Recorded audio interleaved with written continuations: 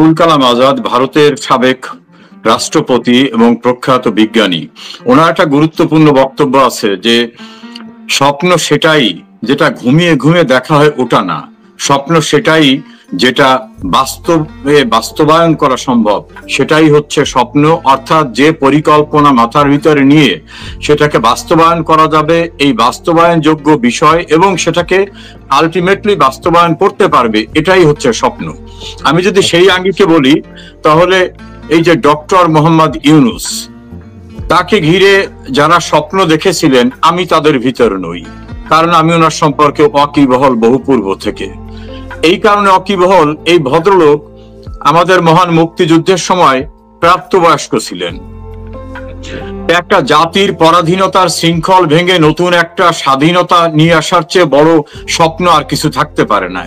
সেই স্বপ্ন বাস্তবায়নের জন্য যখন আমাদের মহান নেতা বঙ্গবন্ধুর নেতৃত্বে গোটা জাতি ঝাঁপিয়ে পড়লো, ৩০ লক্ষ মানুষ জীবন দিল, ২ লক্ষ মা বোন তাদের সম্ভ্রম বিকিয়ে দিল, অসংখ্য শহর নগর বাড়িঘর ধ্বংস হয়ে গেল, কত মানুষকে জোর করে ধর্মান্তরিত করা হয়েছে, ১ কোটি মানুষকে দেশ ছাড়তে বাধ্য করা হয়েছে। এমন একটি ক্রান্তিকালে বিদেশে বসে শিল্পী গান গেয়ে বাংলাদেশের জন্য টাকা সংগ্রহ করে দিয়েছে। আমি ইংল্যান্ডের ইউনাইটেড কিংডমের আওয়ামী লীগের সভাপতি সুলতান মাহমুদ শরীফের স্ত্রী নোরা শরীফ, তিনি একজন ভিন্ন দেশের নাগরিক হয়েও তিনি টাকা সংগ্রহ করে দিয়েছেন। বিভিন্ন জায়গায় মুক্তির গান গেয়ে মানুষ টাকা সংগ্রহ করে দিয়েছেন। যে যেভাবে পারছেন সেভাবে কাজ করেছেন, জনমত গঠনে ভূমিকা রেখেছেন, কেউ ডিপ্লোম্যাটিক ওয়েতে করেছেন, কেউ টাকা দিয়েছেন, কেউ যুদ্ধে গিয়েছেন, কেউ যুদ্ধে আহত মুক্তিযোদ্ধাদের সাহায্য করেছেন। এই ডক্টর ইউনূস এত বড় একটি ঘটনা, এত বড় একটা মহান মুক্তিযুদ্ধ, সেই ক্ষেত্রে কাউকে ১ টাকা দিয়ে সাহায্য করেন নাই, দেশের স্বাধীনতার পক্ষে কোথাও কাজ করেন নাই, মুক্তি সংগ্রামে বিদেশে ডিপ্লোম্যাটিক ওয়েতে যে কোনো ছাত্ররাও ডিপ্লোম্যাটিক ভূমিকা পালন করেছে, সেসবে ভূমিকা পালন করেন নাই, সরাসরি যুদ্ধে যেতে পারতেন সেটা যেতে পারেন নাই, আমাদের প্রবাসী সরকারের সঙ্গে সংযুক্ত হয়ে কাজ করতে পারেন সেটাও করেন নাই। তা বাঙালি জাতির শত শত বছরের সবচেয়ে গুরুত্বপূর্ণ যে স্বপ্নটা, সেই স্বপ্ন বাস্তবায়নে উনি কোনো ভূমিকা রাখেন নাই। কাজে উনি কোনো স্বপ্ন দেখাবেন এটা যদি কেউ ভাবেন, সেটা একেবারে আমি বলবো একেবারে নির্ভেজাল ভাবে নির্বোধের স্বপ্ন। এই জন্য ওনাকে দিয়ে আমরা কোনো স্বপ্ন দেখি না। তবে একটা স্বপ্ন দেখেন না, কিন্তু আমাদের দেশের মানুষ তো, উনি যতক্ষণ প্রধান উপদেষ্টা হননি তার আগে বিগত বছরগুলোতে সবাই ওনাকে স্বপ্নবান মানুষ মনে করেছিলেন, উনি জাতিকে এগিয়ে নিয়ে যেতে পারবেন এবং সেই প্রত্যাশা পূরণের জন্য মানুষ ওনাকে স্বাগত জানিয়েছিল। আপনি বলছেন উনি কোনো স্বপ্ন দেখাতে পারবেন না, উনি উদ্যোক্তা তৈরি করতে পারেন, উনি অনেক কিছুই করেছেন অতীতে। 1 বছরে ওনার কি হলো যে উনি করতে পারেন নাই আপনার দৃষ্টিতে কি? দেখুন, অতীতে উনি উল্লেখযোগ্য কিছু করেন নাই। আমি যদি আমার আঞ্চলিক ভাষায় বলি তাহলে বলতে হয় সুদের ব্যবসাটা কিভাবে শুধু নিজের দেশ না সারা দুনিয়ায় ছড়াই দেওয়া যায় সেটা করতে পেরেছেন। চক্রবৃদ্ধি হারে সুদ, বিভিন্নভাবে সুদ, এইটা করতে পেরেছেন। কাজে উনি উল্লেখযোগ্য। ধরেন পৃথিবীর অনেক গুরুত্বপূর্ণ লোকরা আছে, আপনি যে দেশে আছেন ওর পার্শ্ববর্তী দেশে অনেক টাকাওয়ালা মানুষ আছে, তারা কিন্তু যারা এই যে আমাদের দেশ থেকে যারা অ্যাসাইলাম চাচ্ছে তাদেরকে সাহায্য করে, সরকারের বিভিন্ন চ্যারিটিতে সাহায্য করে, নিজেরা হসপিটাল করে দেয়, বিশ্ববিদ্যালয় করে দেয়, যে চ্যারিটির সাহায্যটা চলবে, এবং তাদের সমস্ত প্রপার্টি তারা উৎসর্গ করে দিয়ে যায়। তো ইউনূস তো, আমি বাংলাদেশের মুক্তিযুদ্ধের পার্টটা বাদ দিলাম, তারপরের যে পার্টটা সে সময় তো উনি কোনো কিছু করেন নাই। এমনকি আমার নিজের দেশের কথা যদি বলি, উনি কোথাও একটা হসপিটাল করে দিয়েছেন যেখানে বিনামূল্যে চিকিৎসা হবে, কোন একটা শিক্ষা প্রতিষ্ঠান করেছেন যেখানে হবে, সরকারের যে চ্যারিটি ফান্ড থাকে প্রধানমন্ত্রীর ত্রাণ তহবিল, সেখানে কি কোনো অবদান রেখেছেন? কোনো জায়গায় কোনো অবদান রাখেন নাই। ফলে ওনাকে দিয়ে যারা উদ্যোক্তা মনে করেন, উনি কিসের উদ্যোক্তা? উনি পৃথিবীতে বাংলাদেশে কোনো উদ্যোগ নিয়ে মানুষের কল্যাণে, দেশের কল্যাণে কাজ হতে পারে এরকম কোন জায়গায় ন্যূনতম কোনো ভূমিকা উনি রাখেন নাই। বাংলাদেশে একটা শ্রেণী ওনাকে নিয়ে আবেগ তাড়িত ছিল। তারা কারা? তাদের নাম হচ্ছে সুশীল। এই সুশীলের নানা রকম নাম আছে। যারা সাধারণ মানুষও তো ওনাকে খুব পছন্দ করতো, দেশে বিদেশে বাংলাদেশের মানুষ, তারাও তো যেরকম একজন মহান মানুষ, তিনি দেশের ক্ষমতায় যদি কখনো আসেন দেশের পরিবর্তন এমনি এসে যাবে। না, আমরা কিসের সাধারণ মানুষরাকে ওয়েলকাম করছে এরকম কোন খবর আমার কাছে নাই। কিছু ব্যক্তিরা যারা এনজিও ব্যবসা করেন, কিছু ব্যক্তিরা যারা একটি বড় রাষ্ট্রের তল্পি বাহক, সেই রাষ্ট্রের বিভিন্ন সাহায্যে নানা রকম ভাবে উপকৃত হয়েছেন, সেই মানুষগুলো ওনাকে নিয়ে আকাঙ্ক্ষা করেছিলেন। উনি আসার পরে, উনি একটা দেশ সফর করার পরে কয়েকটি পত্রিকা শিরোনাম করলো, এই যে ইউনূস, দেখেন কি ইউনূস বিদেশ থেকে এত কোটি টাকার প্রতিশ্রুতি নিয়ে আসছেন। ওই সবই প্রতিশ্রুতি। কোন জায়গার থেকে উনি 11টা দেশ সফর করছেন, আপনি খোঁজ নিয়ে দেখেন 11টা দেশের একটা দেশ থেকে ন্যূনতম বাংলাদেশের উপকারে আসতে পারে এমন কোনো কিছু নিয়ে আসতে পারেন নাই। ফলে ওনাকে দেখে যারা স্বপ্ন দেখছিলেন ওনাকে ভেবে, সেই স্বপ্ন বিনাশ হয়েছে। তবে ওনার একেবারে ক্লোজ সিন্ডিকেট, যেটাকে বলে কিচেন ক্যাবিনেট, সেই ক্যাবিনেটের মানুষ যারা, তারাও ধরুন ডক্টর দেবপ্রিয় ভট্টাচার্য সিডিপি করেন এবং এনজিও গ্রুপের নেতা, এই সুশীলের ভিতর তিনি পড়েন। তিনি বলছেন যে ওনার আমলে 28 লক্ষ লোক নতুন করে বেকার হয়েছে, এর ভিতরে 18 লক্ষ হচ্ছে নারী। এখন ইউনূসের থিম ছিল 30। 30-এর একটা হচ্ছে দরিদ্রকে উনি জাদুঘরে পাঠাবেন, নারীদেরকে উনি ক্ষমতায়ন করবেন। তো এখন এই দুইটা জিরোকে নিয়ে যদি আমি বলি, তাহলে উনি নারীকে নতুন করে বেকার করে দিয়েছেন, আর দারিদ্রতার সীমা বেড়েছে। আজকে বা গতকালের পত্রিকায় দেখেন, বাংলাদেশে নতুন করে দারিদ্র্যের সীমা 28% নিচে নেমে গেছে। শেখ হাসিনা যেখান থেকে অনেক ডেভেলপ করছিলেন, সেই জায়গায় উনি অবনতি ঘটিয়ে দিয়েছেন।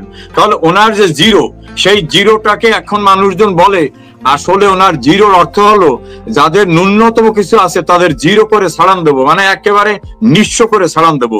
বাস্তবতা হয়েছে সেটা।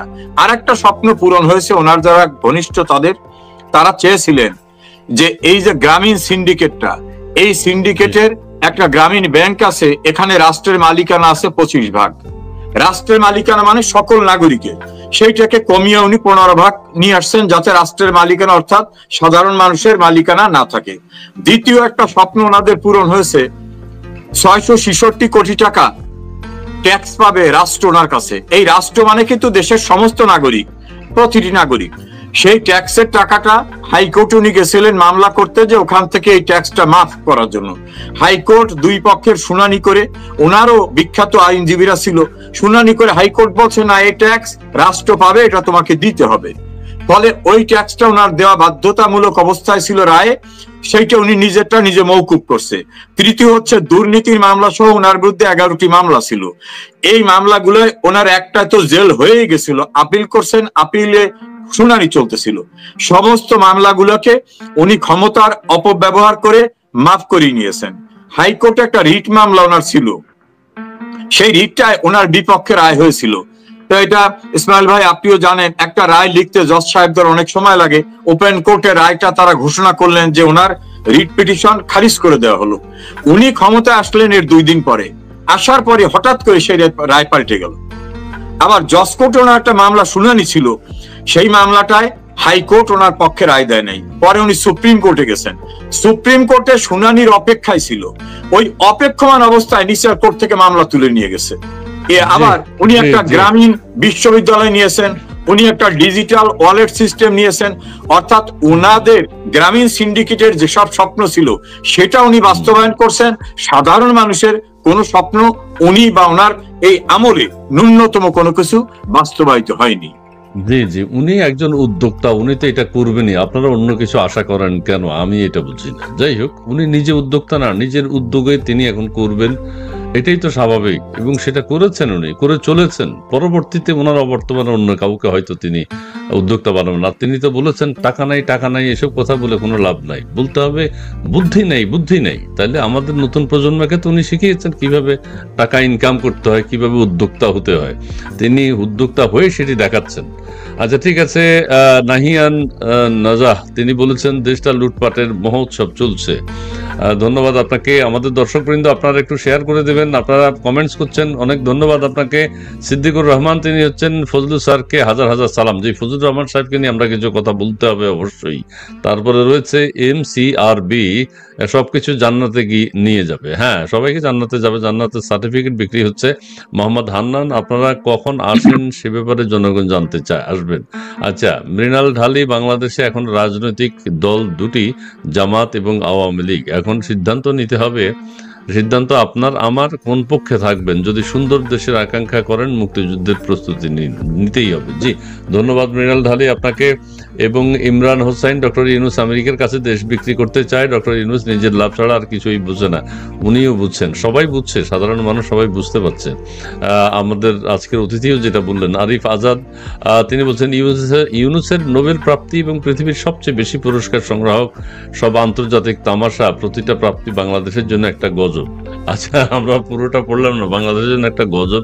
ইউনূস সাহেবের পুরস্কার রাখার জন্য গ্রামীণ টাওয়ার আছে, এত পুরস্কার পৃথিবীর আর কোনো দেশের মানুষ পাননি। সুমন ভাই, এই সুশীলতা দেখানোর সময় নাই। যা সুব্রতশীল, ইতিহাসে একদিন ইউনূস মীর জাফর হবে। জি, ধন্যবাদ আপনাকে সুব্রতশীল।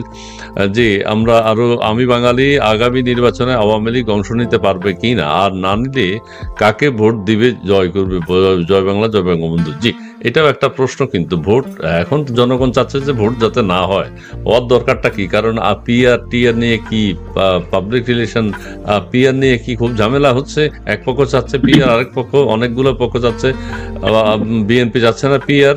কাজে নির্বাচন হওয়ার কোনো প্রয়োজন নেই। এই ঝামেলা যেদিন মিটবে সেদিন। লিটন মিয়া স্যার, সুদখোর ইউনূসের দুর্নাম সকলেই জানে। এখন আওয়ামী লীগ আবার কিভাবে বাংলাদেশের উন্নয়ন অব্যাহত রাখবে সে বিষয়ে কিছু বলুন প্লিজ।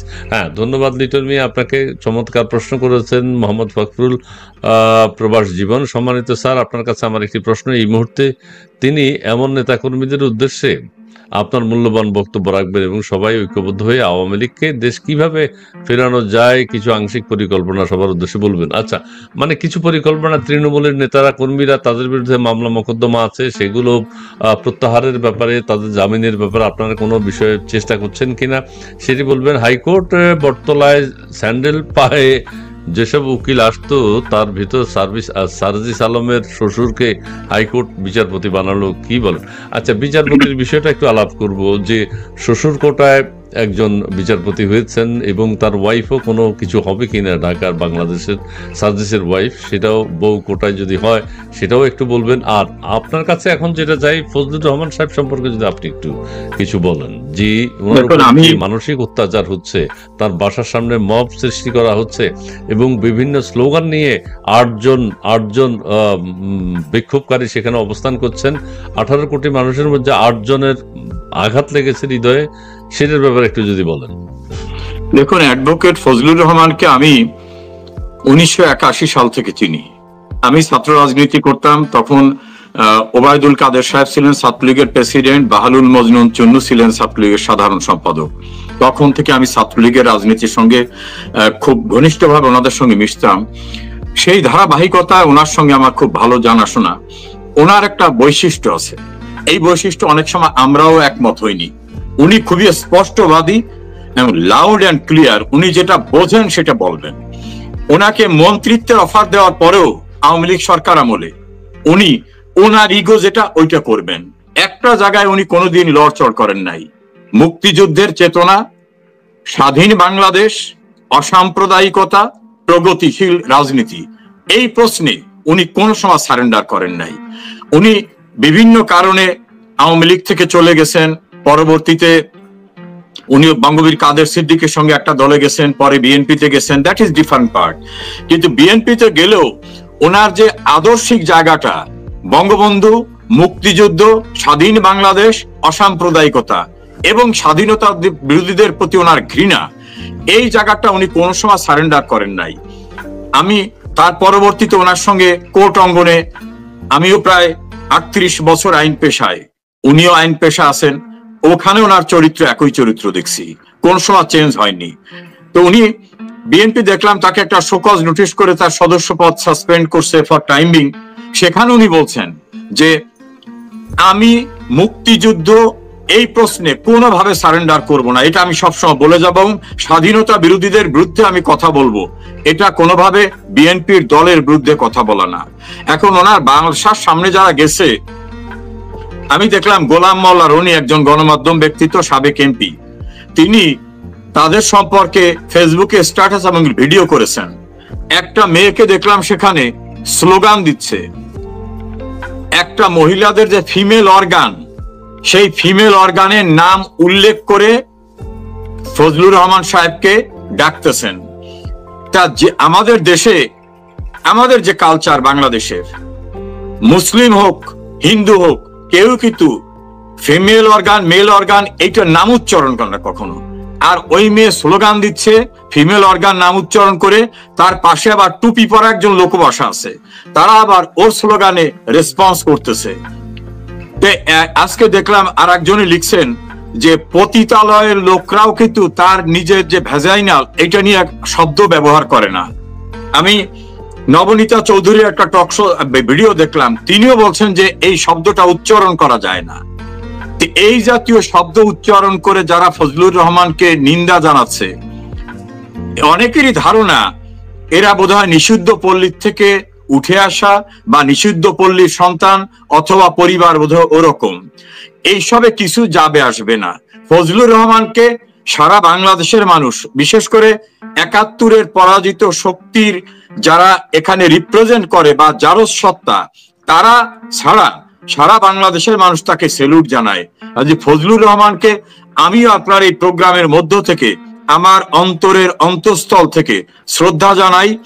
এভাবে উনি কথা বলছেন, আরেকজন বীর মুক্তিযোদ্ধা অ্যাডভোকেট জেডাই খান পান্না তিনি কথা বলছেন। এমনকি টেলিভিশন টকশোতে আমি দেখছি সিনিয়র সাংবাদিক এম এ আজিজ, মাসুদ কামাল, মঞ্জুরুল ইসলাম পান্না, এমনকি তৃতীয় মাত্রার জিল্লুর রহমান সহ এখন সব আমাদের আরেকজন সাংবাদিক আনিস আলমগীর জীবনের ঝুঁকি নিয়ে তারা কথা বলতেছেন। আব্দুল নূর তুষারও কথা বলছেন। হ্যাঁ, আব্দুল নূর তুষার, তিনি তারেক রহমানের তারুণ্যের ভাবনা নামক প্রোগ্রামে এসে গেস্ট হয়ে গেছিলেন, তারপরেও তিনি কথা বলছেন যে মুক্তিযুদ্ধের চেতনার জায়গায় ফজলুর রহমান একটা প্রতীক মাত্র। এরকম ফজলুর রহমান প্রতিটি ঘরে ঘরে প্রতিটি আনাচে কানাচে আছে। তাকে যে যন্ত্রণা দেওয়া হচ্ছে, ফজলুর রহমান বলছেন যে মৃত্যুকে ছুঁয়েছি আমি ৭১ সালে, কাজে নতুন করে আমাকে মৃত্যুর ভয় দেখানো যাবে না। তিনি আরো বলছেন যে আমার মৃত্যু আল্লাহ ছাড়া কেউ ঘটাতে পারে না। তিনি যেভাবে কথা বলছেন, এই ফজলুর রহমানরাই হচ্ছেন আমাদের এগিয়ে যাওয়ার যে প্রেরণা, আমাদের যে স্পিরিট, সেটাই হচ্ছেন এই ফজলুর রহমানরা। জি, অনেক ধন্যবাদ আপনাকে। তিনি আরো কথা বলেছেন যে আমাকে যদি হত্যাও করা হয় বিচারও চাইবে না। কেউ বলছেন জিডি